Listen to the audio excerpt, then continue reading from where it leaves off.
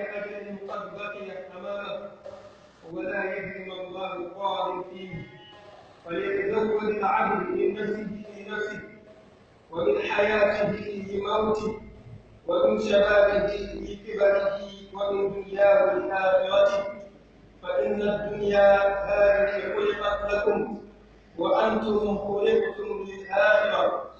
فوالذي نفس محمد صلى الله عليه وسلم بيده فما بعد الموت من مستعتب وما بعد الدنيا دار إلا الجنة أو النار.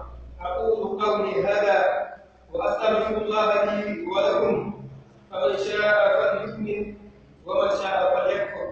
يغفر الله لي ولكم ولسائر المسلمين. وصلى الله وسلم على سيدنا محمد ونبينا وشفيعنا ونبينا محمد وما يعمل من عمل ولا ينقص من عمره. آمين. بالله في كتابك اللهم عملنا عملا طويلا آمين. مباركا بالصحة والسلامة آمين. والاستقامة على الكتاب والسنة آمين. آمين.